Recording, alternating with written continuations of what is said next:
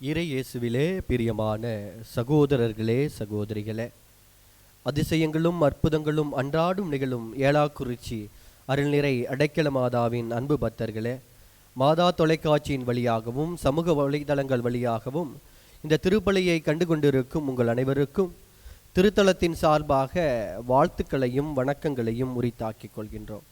அன்புக்குரிய சகோதர சகோதரிகளே, ஒரு வேரில்லாத மரம் எவ்வாறு கீழே விழுந்து போகுமோ அதே போலதான் ஜெபம் இல்லாத மனிதரும் கீழே விழுந்து போவான் என்பதை இன்றைய நாளினுடைய வாசகங்கள் நமக்கு எடுத்து கூறுகின்றது.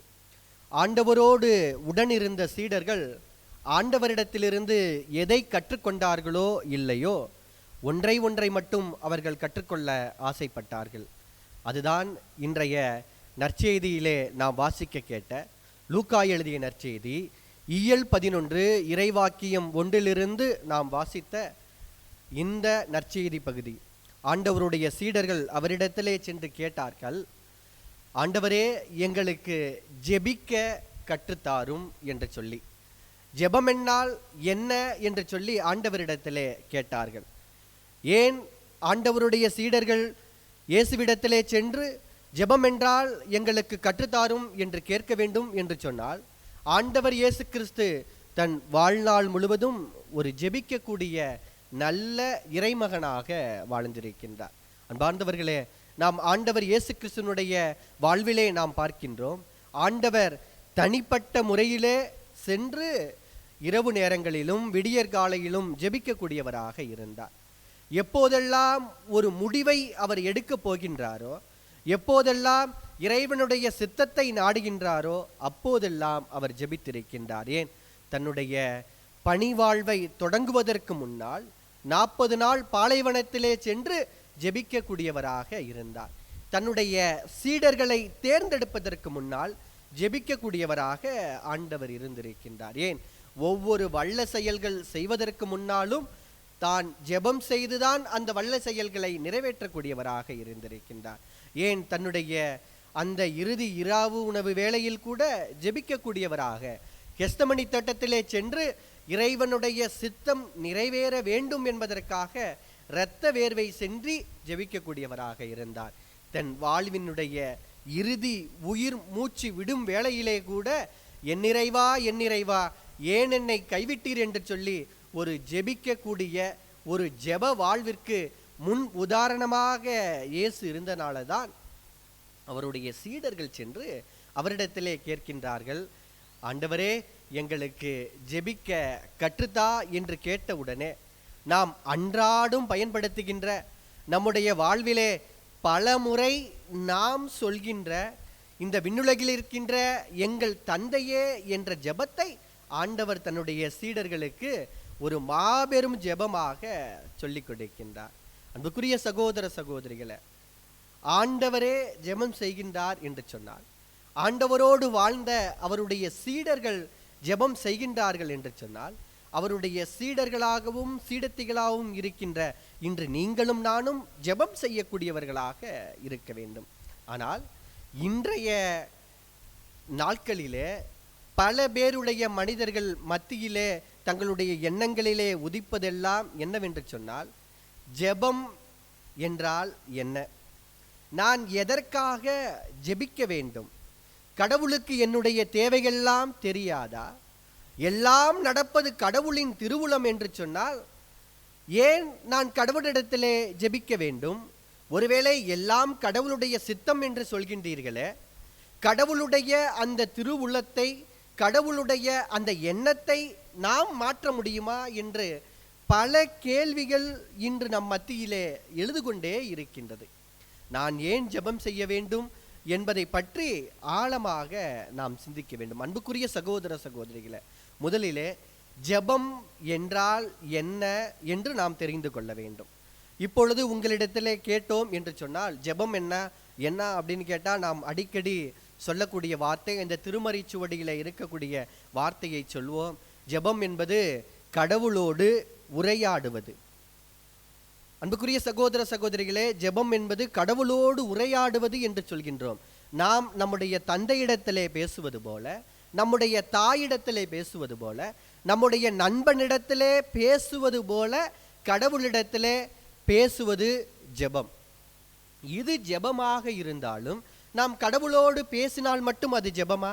கடவுளோடு பேசிவிட்டால் மட்டும் அது ஜெபமா என்பதை தாண்டி நாம் என்ன கற்றுக்கொள்ள வேண்டும் என்று சொன்னால், கடவுளுடைய குரலுக்கு செவி சாய்ப்பதும் ஜெபம்தான். இதைதான் 1 சாமுவேல் இயல் 3 இறைவாக்கியம் 10 நாம் வாசிப்பது போல, சிறுவன் சாமுவேல் ஆண்டவரிடத்திலே கூறியது போல, ஆண்டவரே பேசும், உன் அடியவன் கேட்கின்றேன் என்று சொல்லி நாம் இறைவனுடைய குரலுக்கு செவி சாய்ப்பதும் ஜெபம்தான். இதைதான் சாமுவேல் புத்தகம் இயல் 1 இறைவாக்கியம் 13 அன்னாவுக்கும் ஏலிக்கும் இடையே நடக்கின்ற அந்த உரையாடலிலே அன்னா செய்தது என்னவென்று சொன்னால், ஆண்டவர் திருமுன் அமர்ந்து நம் உள்ளத்தை கொடுப்பதுதான் உண்மையான ஜெபம் என்பதை நமக்கு கற்றுத்தரக்கூடியவராக இருக்கின்றார். ஆம், அன்புக்குரிய சகோதர சகோதரிகளை, நாம் ஜெபம் செய்கின்ற பொழுது, இந்த ஜெபத்தை ஏறெடுக்கின்ற பொழுது இறைவனின் திருவுளம் நிறைவேற வேண்டும் என்று நாம் ஜெபிக்க வேண்டும். அப்படி என்று சொன்னால் நாம் எப்படி ஜெபிக்க வேண்டும்? இறைவா, எனது விருப்பப்படி அல்ல, உமது விருப்பப்படி நீர் விரும்பினால் இந்த தேவையை எங்களுக்கு நிறைவு செய்து தா என்று சொல்லி இறைவனிடத்தில் நாம் ஜெபிக்கக்கூடியவர்களாக இருக்க வேண்டும். அன்றாடும் நாம் பல ஜெபங்கள் செய்து கொண்டிருக்கின்றோம். நமக்கு ஒரு கேள்வி எழுணும், எதற்காக நான் ஜெபிக்க வேண்டும்? எல்லாம் இறைவனுடைய திருவுளம் என்கின்றார்களே, இறைவன் எல்லாவற்றையும் செய்து விடுவார் என்று சொல்கின்றார்களே, அப்படி என்று சொன்னால் நான் ஜெபித்தால்தான் இறைவனுக்கு அது கேட்குமா என்று சொல்லி நமக்கு பல சந்தேகங்கள் எழலாம். அன்புக்குரிய சகோதர சகோதரிகளே, ஜெபம் என்பது இறைவனுக்கும் மனிதனுக்கும் இடையேயான ஒரு தொடர்பு சாதனம். நாம் எப்போதெல்லாம் ஜெபிக்கின்றோமோ அப்போது இறைவனோடு உறவை வளப்படுத்துகின்றோம் என்று சொல்லி நமக்கு சொல்லப்படுகின்றது. இதைதான் ரோமையருக்கு எழுதிய திருமுகம் இயல் 15 இறைவாக்கியம் 30 நாம் வாசிக்கின்றோம். சகோதர சகோதரிகளே, நம் ஆண்டவர் இயேசு கிறிஸ்துவை முன்னிட்டும் தூய ஆவியார் நம் உள்ளங்களிலே பொழிந்துள்ள அன்பை முன்னிட்டும் நான் உங்களுக்கு கேட்டுக்கொள்வது, எனக்காக கடவுளிடம் வேண்டி என் போராட்டத்தில் துணை செய்யுங்கள் என்று சொல்லி, நாம் எப்பொழுதும் நம்முடைய தேவைக்காக ஜெபிக்கக்கூடியவர்களாக, அன்றாடும் இறைவனுடைய வார்த்தையை கேட்கக்கூடியவர்களாக எப்போது நாம் இருக்கின்றோமோ அப்போது நம்முடைய ஜெபங்கள் கேட்கப்படுகின்றது. அப்படி என்று சொன்னால், கடவுள் நம்முடைய தேவையை அறிந்திருக்கின்றார் என்று சொன்னால், நான் ஏன் ஜெபிக்க வேண்டும், நான் ஏன் மீண்டும் மீண்டும் ஜெபிக்க வேண்டும் என்ற எண்ணம் நம் மத்தியிலே எழலாம். இதற்கு மிக சிறந்த உதாரணம், நாம் ஜெபித்தோம் என்று சொன்னால் இறைவன் தன்னுடைய திருவுள்ளத்தை மாற்றிவிடுவார் என்பதற்கு மிக சிறந்த உதாரணம் இன்றைக்கு வாசிக்கப்பட்ட முதல் வாசகம். நம் எல்லோருக்குமே மிகவும் தெரிந்தது. யோனாவை பற்றி நாம் அதிகமாக சிந்தித்திருப்போம். யோனாவினுடைய வாழ்வை பற்றி நாம் ஆழமாக படித்திருப்போம். யோனா தன்னுடைய வாழ்விலே இறைவனுடைய திருவுளத்தை முதலிலே நிறைவேற்றாமல் அவர் தப்பித்து செல்ல வேண்டும் என்று நினைத்தார். பிறகு அந்த கப்பலிலிருந்து தூக்கி எறியப்பட்டு ஒரு மீனுடைய வயிற்றிலே 3 நாளுக்கு பிறகு அவர் அந்த நினிவே நகர மக்களுக்கு நற்செய்தி அறிவிக்க வருகின்றார். அந்த நினிவே நகர மக்கள் தங்களுடைய வாழ்விலே தாறுமாறாக ஒரு வாழ்வை வாழ்ந்து கொண்டிருக்கின்றனர். இறைவனுடைய திருவுளத்தை நிறைவேற்றாமல் இருந்து கொண்டிருக்கின்றனர். அவர்களிடத்திலே சென்று இந்த யோனா தன்னுடைய நற்செய்தியை, இறைவன் தன்ன செய்தியை அவர்களுக்கு அறிவிக்கின்றார். அவர்கள் அறிவித்த உடனே, யோனா அவர்களுக்கு அந்த நற்செய்தியை சொன்ன உடனே, அந்த நாட்டிலே இருந்த அனைத்து மக்களும் தங்களுடைய வாழ்வினை மாற்றிக்கொள்கின்றனர். சாம்பல் பூசி சாக்குடை உதிர்த்தி அரசனிலிருந்து ஆண்டி வரை அத்துணை பேரும் இறைவனுடைய திருவுளத்தை நிறைவேற்ற நாங்கள் பாவம் செய்துவிட்டோம் என்று சொல்லி இறைவனிடத்திலே மன்றாடி ஜெபிக்கின்றனர். அரசன் தன்னுடைய வாழ்வினை மாற்றிக்கொண்டு அந்த ஊர் முழுவதும் அங்கு இருக்கின்ற ஒவ்வொருவரும் இறைவனிடத்திலே ஜெபிக்க வேண்டும், இறைவனிடத்திலே உண்ணா நோன்பு இருந்து அழுது புலம்பி மன்றாட வேண்டும் என்று சொன்னபோது அவர்களுடைய வேண்டுதலை கேட்டு இறைவன் அவர்களுடைய அந்த தீ செயல்களிலிருந்து அவரை மன்னிக்கக்கூடியவராக இருக்கின்றார். ஆனால் யோனாவால் இதை ஏற்றுக்கொள்ள முடியவில்லை. எனவே கடவுளிடம் அவர் முறையிடுகின்றார். ஏன் உன்னுடைய திருவுளத்தை நீ மாற்றிவிட்டா என்று சொன்னபோது, நாம் ஜெபம் செய்தோம் என்று சொன்னால் இறைவனுடைய இரக்கம் எவ்வாறு நம் மீது இறங்கும் என்பதை இந்த நிகழ்விலிருந்து நாம் உணர்ந்து கொள்ள முடியும். யோனா அங்கு சென்று ஊருக்கு வெளியிலே ஒரு இடத்திலே படுத்து உறங்கி கொண்டிருக்கின்றார். அப்போது ஆண்டவர் அங்கு தன்னுடைய திருவுளத்தாலே ஒரு காட்டு ஆமணக்கு செடியை அங்கு வளரச் செய்கின்றார். அது அவருக்கு நிழல் தருகின்றது. நிழல் தந்து மகிழ்ச்சியோடு இருக்கின்றார். அந்த நாள் இரவு ஆண்டவருடைய திருவுளபடி அந்த ஆமணக்கு செடி ஒரு புழுவினால் சாப்பிடப்பட்டு அது கருகி போகின்றது. நம் ஊர் சைடெல்லாம் சொல்ற மாதிரி அது கருகி போகின்றது. காலையிலே எழுந்தவுடனே இந்த ஆமணக்கு செடிக்காக யோனா இறைவனிடத்திலே மன்றாடுகின்றார். ஏன் இப்படி செய்தார்?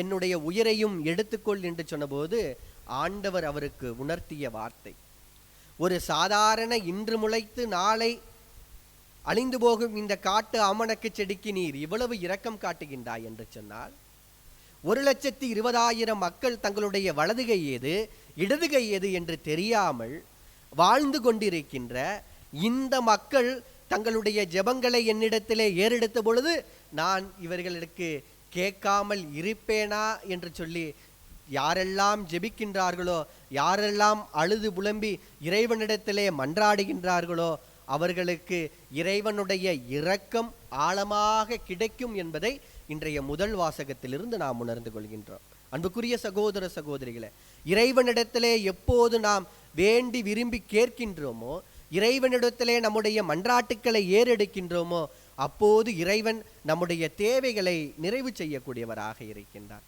அன்பார்ந்தவர்களே, நம்முடைய ஏலாக்குறிச்சி அருள்நிறை அடைக்கல மாதா திருத்தலத்திற்கு அன்றாடம் திருப்பயணிகள் நிறைய பேர் வந்து செல்கின்றனர்.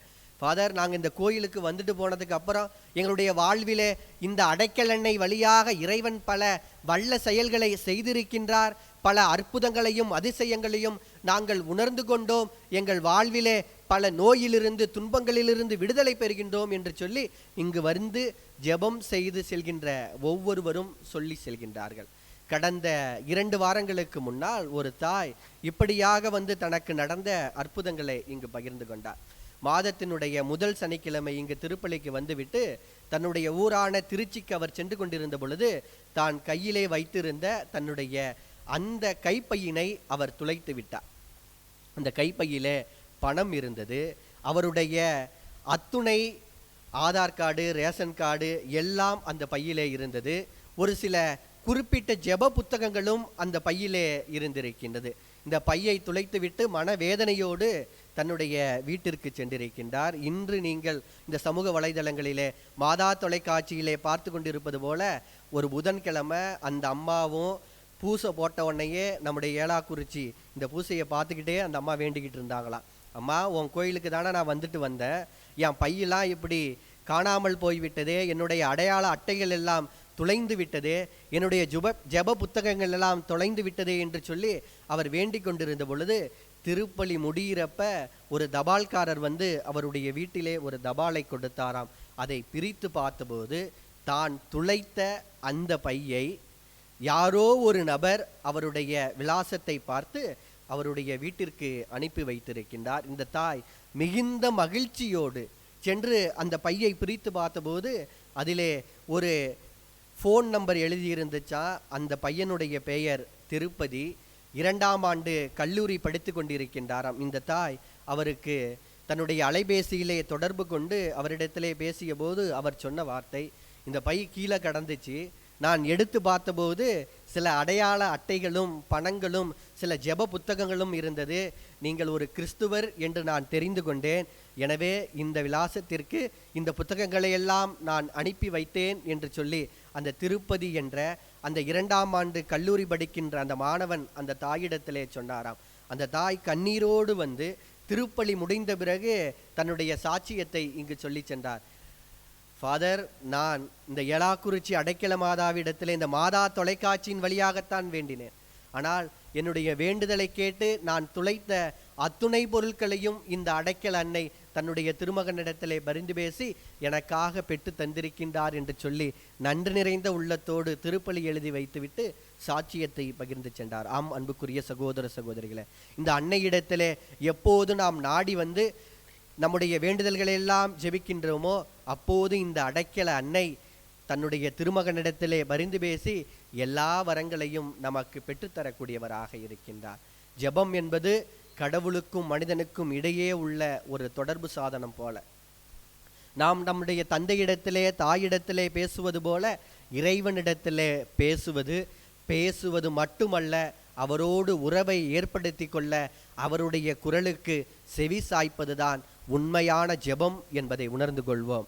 ஒரு வேரில்லாத மரம் எவ்வாறு கீழே விழுமோ அதே போல ஜெபமில்லாத மனிதனும் கீழே விழுந்து விடுவான் என்பதை உணர்ந்தவர்களாக தொடரும் திருப்பலியிலே மன்றாடுவோம். இறையாசிரை பெற்றுக்கொள்வோம். நல்லாயன் இயேசு கிறிஸ்து என்றென்றும் வாழ்த்த பெறுவாராக.